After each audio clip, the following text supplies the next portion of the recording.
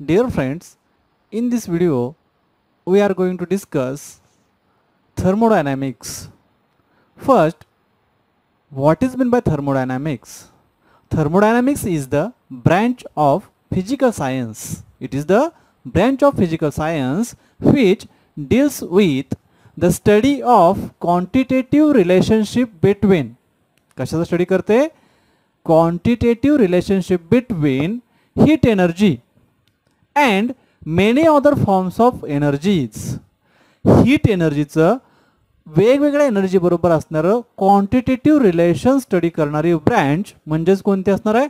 Thermodynamics. Word itself indicates thermo means heat and dynamics म्हणजे flow, heat flow, हीटशी related असणारी branch आहे. आता डेफिनेशनमध्ये आपण काय सांगतोय? It is the branch of physical science deals with the study of, कशाचा study? Quantitative relationship between energy, कोणती? Heat energy, and many other forms of energies like, कोणकोणते? पहा, पहिल्यांदा mechanical energy, many other forms of energies. त्यातला पहिला form कोणता? Mechanical energy involved in the working of machine. मशीनच्या वर्किंगमध्ये जी energy involve झाली असेल तिला आपण काय म्हणूया? Mechanical energy. Then second, electrical energy. Electrical energy involved in the process of electrolysis. Then light energy, it is concerned with photography. And chemical energy, this chemical energy is associated with chemical reactions, chemical process. So overall thermodynamics is nothing but it deals with the heat energy and its relation with these various forms of energies. Again, all these energies are different, distinct from each other and also interconvertible to one another. That means electrical energy converted to chemical energy, chemical energy converted to electrical energy. That means all these forms of energies are distinct, different, but they are interconvertible to one another. Okay, this is about thermodynamics and its definition. Now we discuss in details various points in this topic. Now the first point is free energy, that is Gibbs function capital G or Helmholtz work function capital A. Now we have to see what is the need of these two new terms. In chemistry, spontaneous processes are those which occurred without aid of any external energy. Spontaneous process कोणाला म्हणायचं आहे? की ज्या बाहेरच्या कुठल्याही एनर्जीची गरज न भासता, बाहेरची कुठलीही एनर्जी ॲब्सॉर्ब न करता ज्या प्रोसेस होतात त्या प्रोसेसना आपण काय म्हणतो? Spontaneous process.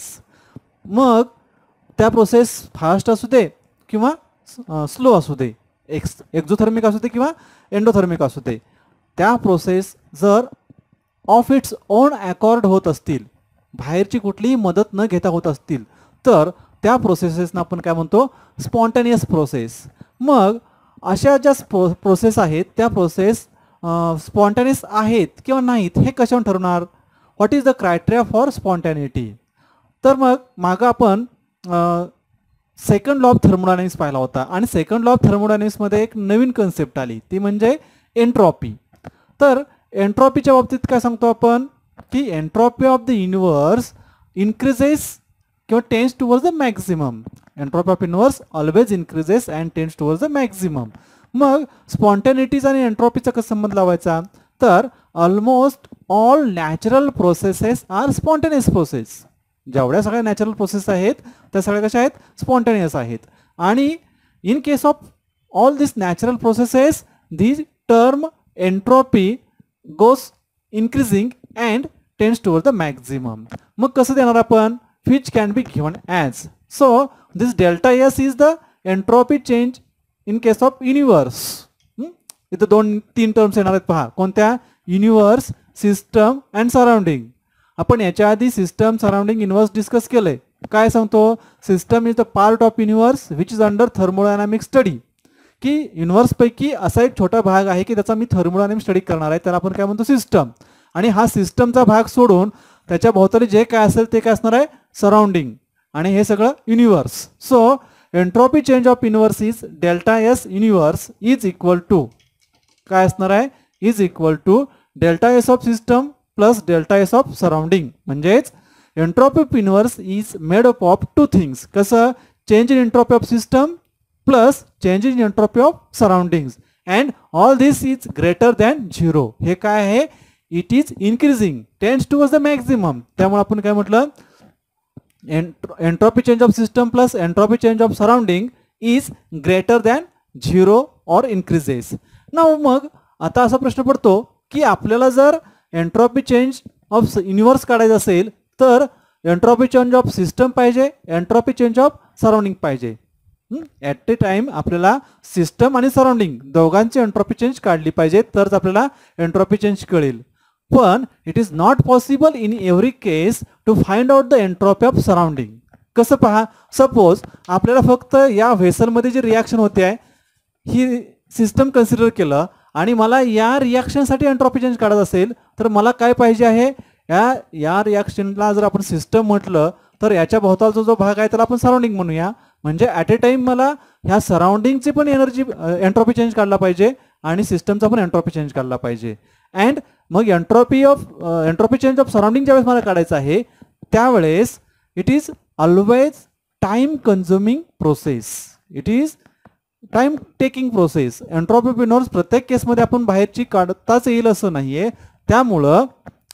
त्यामुळं to have the criteria of spontaneity there is need of these two new terms, new functions, that is Gibbs free energy function G, sometimes it is also called Gibbs potential, and second one is the Helmholtz function A or work function A. So these new two terms are introduced to have the criteria for spontaneity, that means whether a process is spontaneous or non-spontaneous. ठीक, आता मग आपण आता सांगितलं की entropy चेंजनं problem येतोय तर मग तीच कन्सेप्ट घेऊन आता या दोन न्यू टर्म कशा इंट्रोड्यूस करायच्या ते बघूया. So we know that entropy is nothing but it is the measure of unavailable energy. Entropy ही काय आहे, मेजर ऑफ अनअवेलेबल एनर्जी आहे. कसं किंवा का ते बघूया. समजा if Q is the heat absorb bye the system, एखाद्या सिस्टमनं जी ॲब्सॉर्ब केलेली हीट आहे ती काय आहे असं कन्सिडर केलं Q. Then the available energy x to do work is given as, म्हणजे Q इतकी एनर्जी ॲब्सॉर्ब केल्यानंतर त्यापैकी किती एनर्जी वर्क करण्यासाठी अवेलेबल आहे तर x इतकी आहे. Therefore x is equal to Q minus TS. Q minus TS काय म्हणतो बघा, x म्हणजे काय म्हटलं आपण, it is the energy available to do work and Q is the heat absorbed. So absorbed heat minus TS. आता हे minus TS काय केलं तर it is a product of temperature and entropy. So this TS is nothing but it is the measure of unavailable energy. म्हणजे हे जे काय आपण हीट ॲब्सॉर्ब केली होती Q यापैकी वर्क डन करण्यासाठी किती एनर्जी अनअवेलेबल आहे that is T minus. So x is equal to Q minus TS. Now suppose this process is carried out at constant volume. समजा ही जी प्रोसेस आहे ती जर कॉन्स्टंट व्हॉल्यूमला कॅरी आउट केली असेल तर this Q is replaced by internal energy and the value of x will be काय येणार आहे बघा, Q आपण कशाने रिप्लेस केलं, इंटरनल एनर्जी E न. Then x is equal to E minus TS कधी ॲट कॉन्स्टंट व्हॉल्यूमला. And if the process is carried out at constant pressure, जर प्रोसेस कॉन्स्टंट प्रेशरला कॅरी आउट केली असेल तर this Q means absorbed heat is replaced by enthalpy. Therefore the value of x becomes काय येईल, Q ची value कशाने replace केली H न. So H minus TS and hence we have this two new equations. कशी मिळाली आपल्याला पहा, आपण हे सगळे कन्सिडर करून आपल्याकडे दोन इक्वेशन्स मिळाली.